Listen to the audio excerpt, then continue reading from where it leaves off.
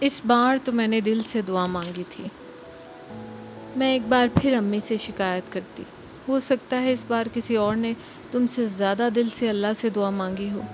امی کہتی۔ میں ناراض ہوتی۔ یہ کیا بات ہوئی؟ مجھے امی کی بات کی سمجھ نہیں آئی۔ کیا اب اللہ بھی دعاؤں کا کمپٹیشن کروایا کریں گے؟ میں پوچھتی۔ آپ تو کہتے ہیں کہ وہ ہر ایک کی دعا قبول کرتے ہیں۔ میری ناراضگی میں اور اضافہ ہوتا۔ لیکن اگر ایک چیز ایک ہی وقت میں دو لوگ مانگ رہے ہوں تو پھر یہ طے کرنا پڑے گا کہ کس کی دعا قبول کرنی چاہیے اور کس کی نہیں۔ امی مجھے سمجھاتی۔ مجھے اس بار امی کی فلسفی سمجھ میں نہیں آئی۔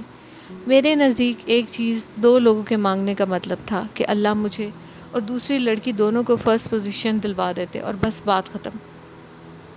مگر اس وقت مجھے اندازہ نہیں تھا کہ زندگی میں ہر چیز دو لوگوں میں برابر بانٹی جا سکتی ہے۔ نہ ہر جگہ دو لوگوں کی جگہ ہوتی ہے۔ ہو سکتا ہے فرسٹ آنے والی لڑکی نے تم سے زیادہ دعا مانگی ہو۔ امی اپنی بات کو جاری رکھتی۔ ہو سکتا ہے اس نے تم سے زیادہ اچھی طرح دعا مانگی ہو۔ امی کہتی جاتی۔ میں ان کی بات سے متفق نہ ہونے کے باوجود ان کی بات سنتی رہتی۔ یہ کیسے ہو سکتا تھا کہ کوئی دوسری لڑکی مجھ سے زیادہ اچھی طرح دعا مانگ سکے؟ میں خفگی سے سوچتی۔ اور یہ بھی کیسے ہو سکتا ہے کہ وہ دوسری لڑکی ہر وقت ہی دعا مانگتی رہی ہو؟ میں اس پوائنٹ پر بھی متفق نہیں تھی۔ مگر پھر یہ کیسے ہو گیا کہ میں فرسٹ نہیں آئی اور وہ دوسری لڑکی فرسٹ آ گئی؟ مجھے یہ حقیقت الجھاتی۔ اچھا ٹھیک ہے، اگلی بار میں اس سے بھی زیادہ دل کے ساتھ دعا کروں گی۔ میں ایک بار پھر پہلے کی طرح طے کرتی۔ میں نے زندگی میں دعا کرنا اس طرح سیکھا تھا اور مجھے یقین تھا کہ مجھے دعا کرنا آ گیا تھا، اور وقت کے ساتھ ساتھ میری دعا میں اثر بھی آ گیا تھا۔ کم از کم مجھے تو اس وقت یہی لگتا تھا، اور صرف مجھ کو نہیں اور بھی بہت سے لوگوں کو۔ اور جس شخص کو یہ یقین ہو جائے کہ اس کی دعا میں اثر ہے، اس کے پاؤں پھر زمین پر کہاں ٹکتے ہیں؟ میرے پاؤں بھی زمین پر ٹک نہیں رہے تھے۔ میں محبت پر یقین ہی نہیں کرتی، تو محبت کرنے کا سوال کہاں سے اٹھتا ہے؟ میں نے صوبیہ سے کہا۔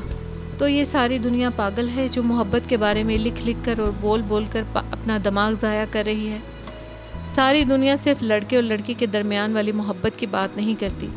میں نے اس کی جھنجھلاہٹ کو انجوائے کرتے ہوئے کہا۔ تو یہ جو سسی پنو، مرزا صاحبہ، رومیو جولیٹ، یہ سب لوگ تھے، یہ کیا تھے؟ پتہ نہیں کیا تھے، مگر جو کام یہ کر رہے تھے وہ غلط تھا۔ غلط نہ ہوتا تو ان کا اتنا برا انجام نہ ہوتا جتنا ہوا تھا۔ دوسری طرف سے صوبیہ کم از کم 1 منٹ کچھ بول نہیں پائی تھی۔ شاید اس نے زندگی میں ان لوگوں کو ملامت کا نشانہ بنتے ہوئے پہلی بار سنا تھا، جن کی محبت کے بارے میں لوگ باتیں کر کر کے مر رہے تھے۔ مجھے ایک بات بتاؤ، تم زندگی میں کبھی کسی سے محبت نہیں کرو گی؟ اس نے بلاخر اپنے ہوش و حواس بحال کرتے ہوئے کہا۔ نیور، میں نے مزے سے کہا، چاہے کوئی مرد تمہیں کتنا ہی اچھا کیوں نہ لگے، اس نے چیلنج کرنے والے انداز میں کہا۔ میں مردوں کو کبھی اتنے غور سے دیکھتی ہی نہیں کہ وہ مجھے اچھے لگنے لگے۔ میں نے اسے اور چڑھایا۔